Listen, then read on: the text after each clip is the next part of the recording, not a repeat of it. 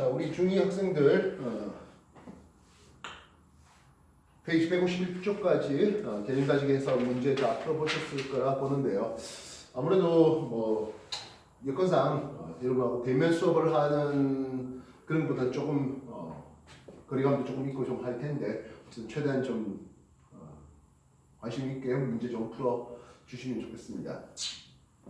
152쪽부터 시작되는 유형 익히기 문제들이 있네요. 이거 역시 뭐 여러분들이 직접 다시 한 번 더 해보시고 우리가 뭐 다음번 만났을 때는 이쪽 얘기들을 조금 더 새롭게 한 번 더 해보도록 하겠습니다. 수업의 마무리를 하기 앞서서 실력 높이기 문제 몇 가지 160페이지에서 시작하는 몇 가지 얘기들 좀 오늘 수업 내용으로 정리하고 오늘 마지막으로 마무리 한 번 더 마무리하도록 하겠습니다. 페이지 160페이지에 물질 특성하면서 이제 녹는 점이라든지 끓는 점에 대한 이런 내용들로 소개를 해보도록 하겠습니다. 160페이지에 A스텝인 것 같네요. 보기에 설명하는 것이 무엇입니까 했어요. 물질마다 서로 다른 값을 가지겠고요. 고체 물질이 녹는 동안 일정히 유지되는 온도입니다. 예, 골체가 온도가 일정히 유지되면서 녹는 데 관여하는 이때 온도, 멜팅 포인트, 녹는 점을 볼 수 있겠습니다. 고체에서 액체로 융해 녹으면서 되는 온도 말입니다. 얼음, 물이었다면 0도씨가 되겠고요. NaCl, 염화나트륨은 녹는 점이 801도씨 되고 있습니다. 그런 정도들 나오는 거죠. 두 번째, 다음은 녹는 점, 어는 점, 끓는 점에 대한 설명인데요. OX 하자 했습니다. 같은 종류의 물질은 녹는 점과 어는 점이 같습니까 했어요. 녹는다는 행동이나 언다는 행동이나 결국엔 같죠. 그래서 현재 여러분들이 공부할 때는 하나의 물질이라면 녹는 점과 어는 점이 서로 같다라고 가르치고 있습니다. 나중에 되면 좀 아닌 예외적인 것들이 없잖아 좀 있긴 합니다만은 일단 얼음이 녹는 온도가 0도가 되겠고요. 물이 어는 온도 역시 0도씨로 볼 수 있겠습니다. 같은 종류의 물질 양에 관계없이 끓는 점 일정하죠. 물 100g을 끓이나 물 200g을 끓이나 끓는 점은 100도씨로 동일하다 되겠습니다. 그래서 우리가 그냥 일반적으로 온도 해버리면 물질 고유 특성 될 수가 없다 했습니다. 20도씨, 30도씨에 놓으면 그게 물인지 식용인지 몰라요. 근데 끓는 점이 얼마야? 끓는 점이 100도씨예요 라고 한다면 그건 물이네요 라고 판단할 수 있겠다는 거예요. 3번 문제 보겠습니다. 온도와 물질의 상태에 대한 설명인데요. 녹는 점보다 낮은 온도래요. 우리가 수직 온도계를 이렇게 잡아서 여기가 멜트 포인트 녹는 점으로 제시할게요. 이렇게 해서 보링 포인트 끓는 점으로 제시해 보도록 하겠습니다. 예를 들어서 물이었다면 0도씨와 100도씨로 수직 온도계를 제시할 수 있겠죠. 그래서 녹는 점보다 낮은 온도라고 합니다. 여기는 고체 상태로 있겠죠. 그래서 고체 상태 존재한다? 맞죠? 끓는 점보다 높은 온도래요. 여기는 이미 끓었으니까 기체 상태가 돼야 됩니다. 액체 상태요? 아니죠. 액체 상태는 녹는 점과 끓는 점 사이가 됐을 때 액체 상태가 되어야 하겠습니다. 4번 여러 가지 물질이 녹는 점 및 끓는 점을 제시했어요. 에탄올과 순, 철, 그리고 프로페인을 준비해봤네요. 상온에서 어떤 상태일까요? 했습니다. 상온 25도씨를 준비해봤는데요. 에탄올은 녹는 점이 마이너스 114도씨고 끓는 점이 78도씨입니다. 25도씨는 그 사이에 있었습니다.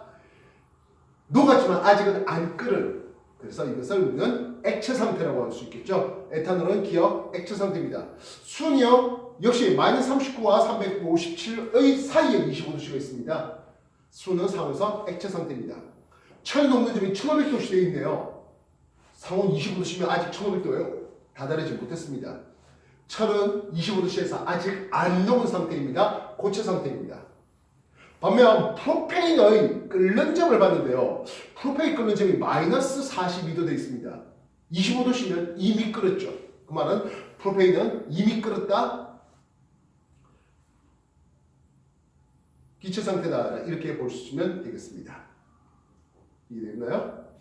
5번 문제 보겠습니다. 액체 AB의 가열 곡선인데요. 분자가 일이 됐어요. 놈은 무엇입니까 했어요. 지금 보다시피 A가 끓는 점이 좀 더 높게 그려져 있습니다. 5번 문제 풀고 있는 중이에요. A의 끓는 점이 좀 더 높게 되어 있습니다. B보다. 당연하게도 A가 분자가 될 일이 좀 더 강하다 되겠습니다.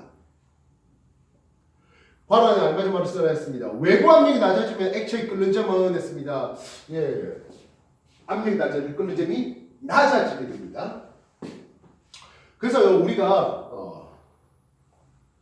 우주복 없이 고도 한 30km 정도 올라가면요, 외부 압력이 너무 낮아서 우리 체의 온도만으로도 체온으로도 몸에 있는 물을 끓일 수 있어요. 다시 말해서 몸에 버럭 끓는 거죠. 그러면은 터져 죽는다 생각해도 괜찮을 것 같네요.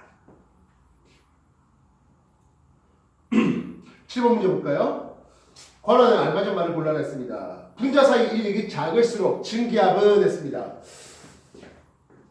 똑같은 온도를 봤는데 물보다는 에탄올을 끓는 점이 좀 더 높게 나타나는 물보다는 에탄올의 증기압이 좀 더 크게 나타납니다. 왜? 증발이 잘 된다는 뜻이에요. 분자 인력이 약해서 그렇습니다. 작아서 그렇습니다. 7번 표 붙여놓을까요? 분자 사이 인력이 작을수록 쉽게 증발되고 증기압은 크겠습니다. 이해됐습니까? 분자 인력이 작은 놈이 증기압이 크게 나타납니다.